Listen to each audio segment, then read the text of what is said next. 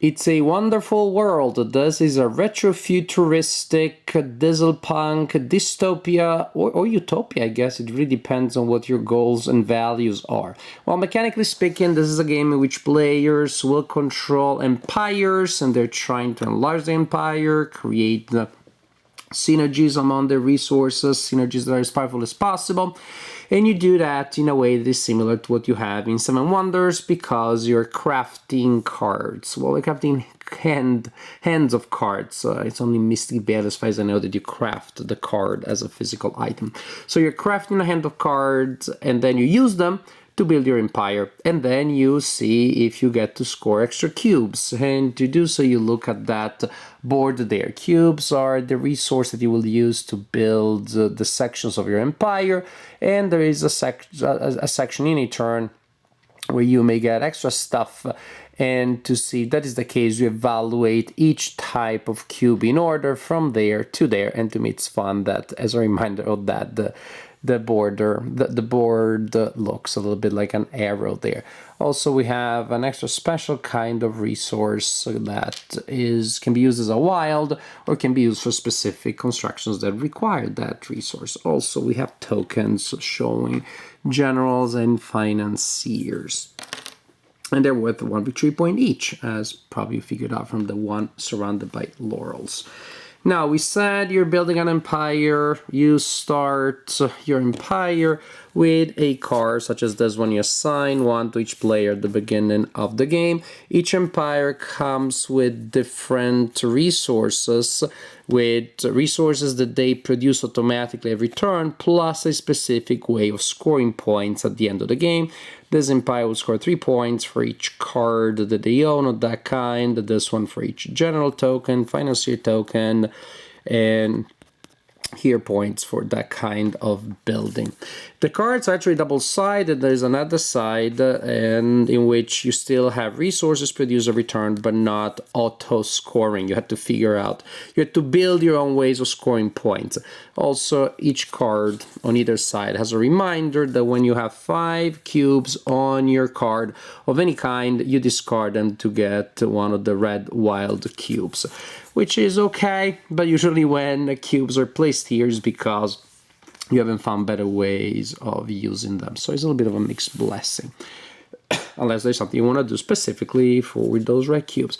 And then we have this glorious stack of cards, so many of them, not the easiest thing to shuffle, but really nice art. I just want to give you a sense of some of the art that we have here.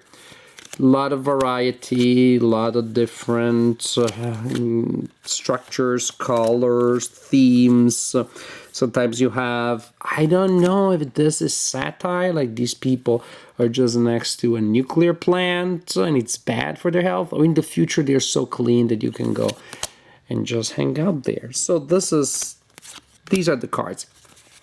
As for what you see on them in terms of game functions, this is the kind of cubes that you need to build them. So for me to be able to add that card to my empire, I need to have exactly that number and that type of cubes on it. That would be a black, 2 yellow, and a green. When that is the case, then I can remove the card, I can place it here, and at this point, when I place it on my empire, only the bottom strip counts. And in fact, as I build multiple cards in my empire, only the bottom strip will be visible.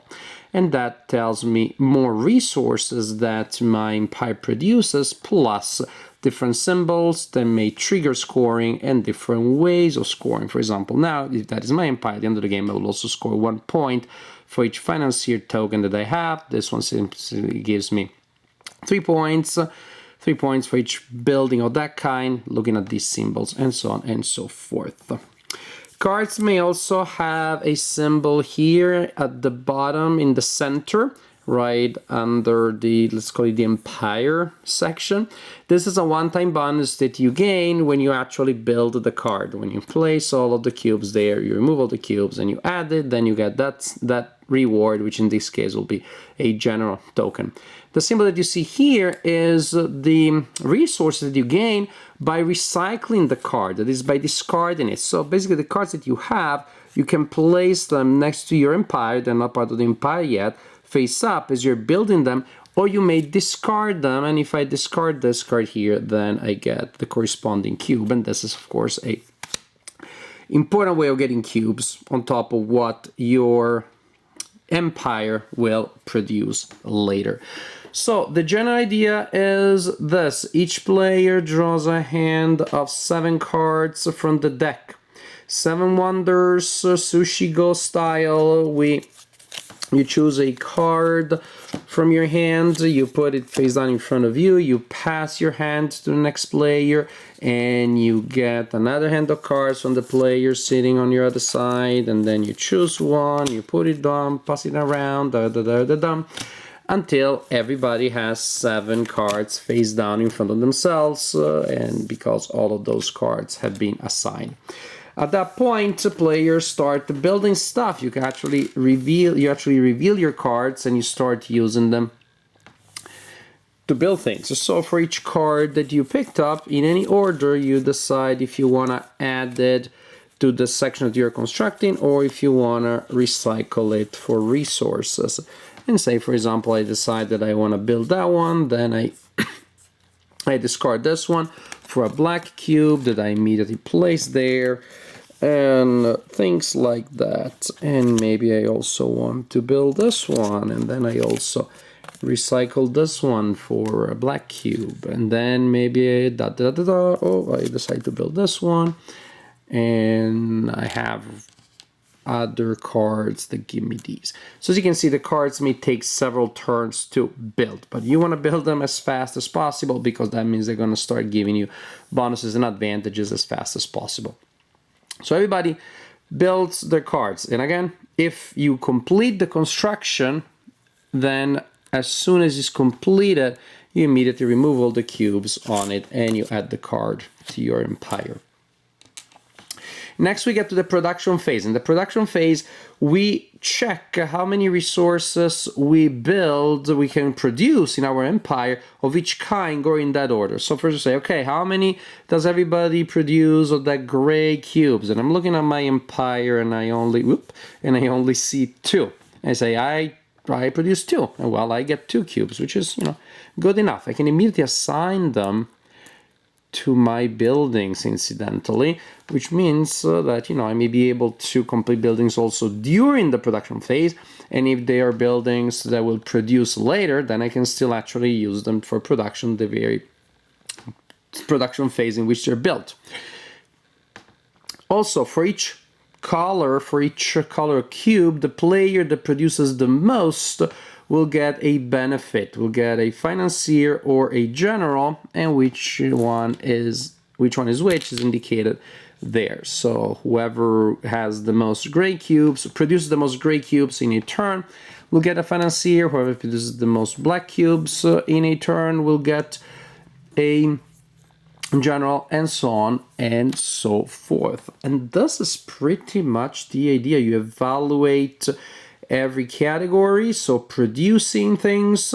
As we said, if there are cubes that you produce from the recycling phase or from the production phase that you cannot assign, then you put them here, and when you have 5 of them, you trade them. Any 5, you trade them for a red cube.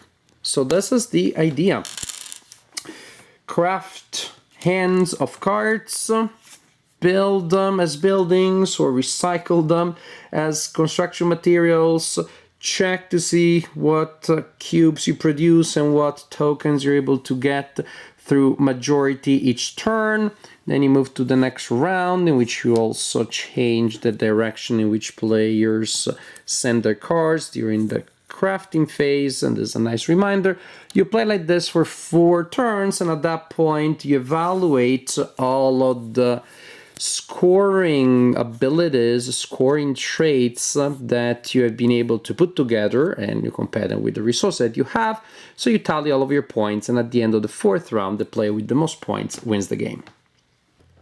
It's a Wonderful World is a wonderful game. I liked it so much.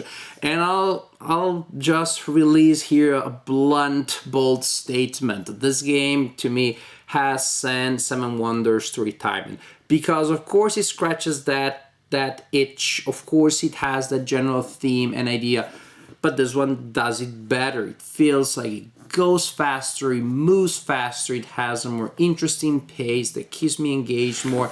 And at the end of a game, a friend told me, but are you sure that it really is faster than Seven Wonders? And I thought, I don't know, I didn't time it, but it feels that way, even if it lasted 3 times as much and it moves twice as slow, it doesn't feel that way to me, and that's really all that matters. I am a phenomenologist of gaming.